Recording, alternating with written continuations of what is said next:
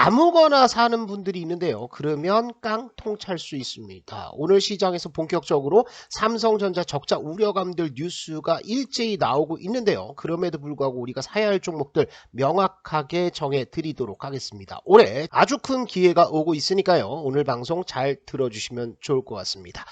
자, 그동안 우리가 유튜브를 통해서 강한주식연구소에서 발굴해 드린 종목들의 급등은 계속해서 나오고 있습니다. 이전에 설명드리면서 이거는 한번 담아두시면은 큰 수익이 한번 납니다 라고 말씀을 드렸던 구리 관련주들이 있습니다. 오늘 이고산업이 준상한가에 들어갔고요. 뿐만 아니라 대창이라든지 서원이라든지 이런 원자재 관련주들 일제 급등들 나오고 있죠. 이뿐만 아닙니다. 지난주에 수산화 리튬 관련주 수혜주들 제가 정리를 쭉 드렸고 이 종목들은 보셔라 라고 말씀드렸는데요. 대보마그네틱도 오늘 시장 안 좋음에도 불구하고 일제 급등 흐름들 나오고 있는 상황이고요. 수산화 리튬 관련주들 중에서 포스코홀딩스는 오늘 6%, 하이드로 리튬은 20% 준상한가 나왔죠. 어반 리튬도 올라가고요. 미래나노텍과 대보마그네틱 일제 급등, 그 다음에 코스모 신소재도 거의 준상한가 나오면서 수익들이 엄청나게 터지고 있습니다. 시장의 지수가 어떻게 되는지 상관없이요. 제가 말씀드리고 우리 강한주식연구소에서 발굴해서 여러분들에게 소개시켜드리는 종목들은 일제히 급등들 계속 나오고 있습니다. 그래서 엄한 데 가셔가지고 이상한 종목들 사서 수익을 못 보고 손실을 보지 마시고요. 이 강한주식연구소 딱 붙어 계시기를 부탁을 드리겠습니다. 자, 오늘도 리스크 관리에 대해서 조금 말씀을 드리겠습니다. 이거는 반복해서 여러분들한테 말씀을 드려야 나중에 제가 리스크 관리를 할 때 여러분들이 잘 따라오시는데요. 리스크 관리는 언제 하느냐? 우리가 증시 격언을 한번 보도록 하겠습니다. 이 sell in May라는 격언이 왜 나왔느냐? 요거를 보시는데요. 자, 이 차트를 보시면은 5월에 파는 전략들을 한번 보도록 하겠습니다. 요것이요. 5월 달에 매도를 했던 수익률이고요. 그 다음에 5월 달에 매도를 하지 않았던 수익률을 연도별로 평균을 낸 겁니다. 30년 동안의 평균을 냈는데 이렇게 차이가 난다라는 거죠. 자, 보세요. 5월 달에 팔았던 사람들은 수익을 여기까지 올라갑니다. 그죠? 그런데 팔지 않았던 사람들은 수익이 많이 떨어집니다. 특히나 더 중요한 것은 올해의 시장 흐름은 훨씬 더 독특한 모습을 보여주고 있다라는 거죠. 자, 볼게요. 이 수익률들을 보시면은요, 요렇게 파란색 그래프가 눈에 띄실 겁니다. 나머지는 뭐 다 돈을 벌었어요. 그런데 돈을 유일하게 벌지 못하는 것은 뭐냐면 5월 달에 사가지고요 10월까지 들고 가는 투자, 정말 바보 같은 투자다라는 것들이 통계로 나오고 있는 상황이죠. 왜 그러냐 하면 5월 달은 전통적으로 시장 수익률이 굉장히 낮고 지수의 상승률보다는 하락이 더 나왔다라는 겁니다. 이뿐만 아니라 이번에 1분기의 지수 상승률들은 어떻습니까? 코스닥이 1분기에만 25%의 급등들을 보였죠. 1분기에 급등을 많이 한 해일수록 5월달의 리스크는 커진다라는 것들입니다. 그리고 제가 지난 영상을 통해서 5월달, 6월달에 나올 수 있는 리스크에 대해서 쭉 정리를 해드렸는데요. 우리는 지금 뭘 해야 된다? 4월달에 폭발적인 수익률을 한번 내고요. 그리고 나서 4월 말 5월 초부터 시작해서 슬슬 리스크 관리를 준비를 합니다. 그리고 나서 5월달 6월달에 지수가 급락하면서 투매가 나온다. 우리는 이미 확보한 현금을 가지고 투매를 잡아가면 단기간에 20% 30% 50%의 수익도 나올 수 있다. 그래서 그 내용들을 제가 이 강한주식연구소 어플에다가 계속해서 업데이트를 좀 드리도록 하겠습니다. 배터리와 삼성전자, 지금은 시장이 배터리 아니면 반도체로 양분돼서 이 두 섹터를 제외하고는 크게 올라가지 못하죠. 요즘 들어서 기관 쪽에서 나오는 얘기들은 뭐가 나오고 있냐면 부정적인 시각들을 계속해서 내놓고 있는 상황입니다. 그러면 배터리는 좋은 시그널이에요. 기관 쪽에서 나오는 리포트들은 우리가 믿을 게 그렇게 많지는 않죠. 거기서 팩트만 가지고 오면 되는 겁니다. 그래서 이 리포트를 하나 보시면은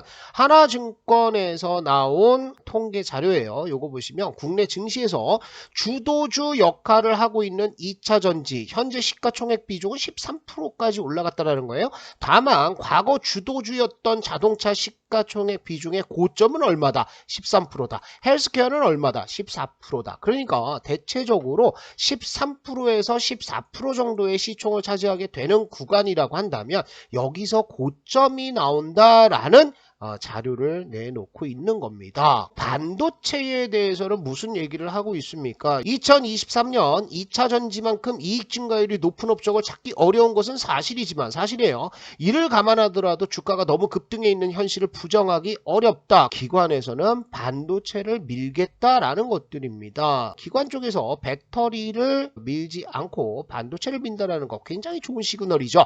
반도체에 있어서는 계속 긍정적인 시각을 유지를 하는데 단순히 기관에서 좋게 본다고 해서 갖고 가는 것이 아니라요. 시총이라는 것은요. 지수가 올라가면 전체적인 시가총액이 올라가게 되겠죠. 그리고 지금은 반도체 쪽의 시가총액이 계속해서 늘어나고 있습니다. 삼성전자도 올라가고 SK하이닉스도 올라가고 코스피의 반도체 소부장들도 올라가면서 배터리의 시가총액 비중들은 13%에서 낮아질 가능성들이 굉장히 많다. 그렇다면 겁낼 거 있습니까? 겁낼 거 없습니다. 그리고 기관에서도 인정한 것은 이익 증가율이 가장 높은 업종이 어디다? 바로 2차 전지다. 그래서 2차 전지 배터리 쪽은 계속해서 끌고 간다라고 생각하시면 될 것 같습니다. 기관에서 밀고 있는 삼성전자에는 호재만 있는 것이냐? 그렇지는 않죠. 호재와 악재가 동반해서 나오고 있습니다. 먼저 악재를 좀 보시면은요.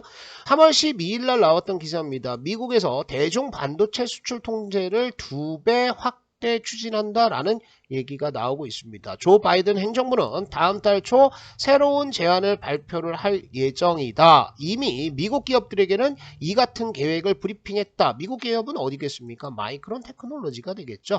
한 소식통은 새 규정이 도입되면 중국 수출을 위해 특별 허가를 받아야 하는 장비의 수가 2배까지 증가할 수 있다. 어플라이드 머티리얼즈와 같은 장비 업체들에게 새로운 걸림돌이 될 수 있다라는 기사가 좀 나왔습니다. 또 한 가지는 실적에 대해서 굉장히 민감하게 반응을 하고 있습니다. 오늘도 삼성전자가 2% 내외로 밀리는 흐름들을 보였는데 반도체 쪽에서 4조 원 적자 전망까지 나오고 있습니다. 잠정 실적 발표가 이번 금요일에 있어요. 이 금요일 날 실적 발표할 때까지는 이런 노이즈가 계속 나올 텐데요. 삼성전자의 감산 버티기 지속될까? 이렇게 기사가 나왔는데 이건 뭐냐 하면 마이크론 테크놀로지나 SK하이닉스 모두 감산을 결정을 했는데 삼성전자는 감산을 안 하고 있죠. 이것은 뭐 삼성전자의 전략입니다. 막대하게 보유하고 있는 현금을 기반으로 해서요. 시장 점유율을 뺏어오는 치킨 게임이 이제 벌어지고 있는 상황인데요. 어찌됐든 적자가 나온다. 시장에는 굉장한 공포를 가져올 가능성들도 있다라는 거죠. 이 적자 흐름은 어디서 나오는 것이냐? 바로 평가 손실에 있는 거죠. 이 평가 손실은 어디다? 반도체 쪽에 재고 평가 손실들이 엄청나게 늘어나고 있는 상황인데요. 그러면 이것이 정말 악재냐? 우리가 요거를 한번 보도록 하겠습니다. 분기별 재고 일수와 추이 전망들을 한번 보시면 요거는 이제 마이크론 테크놀로지가 이제 제시를 한 거예요. 보시면은 재고 자산이 엄청나게 늘었습니다. 그죠? 이렇게 늘어나면서 이 재고 자산의 평가 손실이 엄청 늘고 있는 상황이에요. 그런데 지금 보시면 마이크론 테크놀로지가 주가가 급등하는 것이 재고 자산이 어떻게 돼요? 더 늡니까 안 늡니까? 안 늘죠. 여기에서 멈추고 있는 상태입니다. 더 중요한 것은 재고 일수인데요. 재고 일수라는 것은 창고에 쌓여있는 재고 자산 회전율이라고 보시면 될 것 같은데 이 재고 자산 회전율이 어떻게 돼요? 늘어나는 게 아니라 줄어들고 있죠. 이전에는 12주에서 14주까지 넘어갈 수 있다라는 암울한 전망들이 나왔었는데 이것이 어디까지 떨어진다? 7주 수준으로 떨어진다. 그러면 재고 자산 회전율이 이렇게 빨라진다라고 한다면 재고도 동반해서 내려갈 가능성들 많다라는 겁니다. 반도체 쪽은 주가가 얼마 선행하죠? 실적에 비해서 6개월 정도 선행을 하는 겁니다. 그래서 어디에서부터 줄어든다? 여기서부터 지금 재고자산 회전율이 떨어지죠? 그렇다면 6개월 전이니까 2개 분기, 그래서 3월 달부터 시작해서 반도체들이 반등하는 이유가 바로 이거를 보고 반등을 하고 있는 거죠. 자, 삼성전자에는 또 하나의 호재가 있습니다. 이거는 마이크론 테크놀로지에는 악재인데요. 중국이 마이크론 테크놀로지를 표적 삼아서 미국에 첫 반격을 했다라고 얘기를 하고 있는데 마이크론 제품의 안전조사를 하게 하겠다라는 얘기가 나왔습니다. 보안상의 문제라는 거죠. 이것은 우리가 데자뷰를 좀 가지고 있습니다. 미국이 화웨이를 제재하기 시작한 게 뭡니까? 보안 이슈였죠. 이것을 그대로 돌려주고 있는 상황인 거죠. 중국은 외교장관 회담을 할 때 일본에다가요, 미국의 반도체 술책에 휘둘리지 말아야 한다라고 공식적으로 언급을 하면서 압박을 좀 넣고 있는 상황입니다. 미국과 강대강으로 부딪힌다라는 건데요. 미국이 하는 칩스법의 주요 내용은 뭡니까? 중국에 반도체는 팔아라. 하지만 중국에 좋은 반도체 그리고 장비, 생산 설비 이런 것들은 팔지 말라는 거잖아요. 중국은 뭐라고 하는 겁니까? 미국의 반도체 기업들을 조사를 하면서 반도체 니네 거 안 사겠다라고 얘기를 하는 거죠. 그러면 중국 내에서 반도체 공장을 가지고 있는 업체는 누굽니까? 삼성전자와 SK하이닉스라고요. 그죠? 그래서 이 두 업체에 있어서는 마이크론 테크놀로지의 반도체가 중국으로 들어가지 않는다.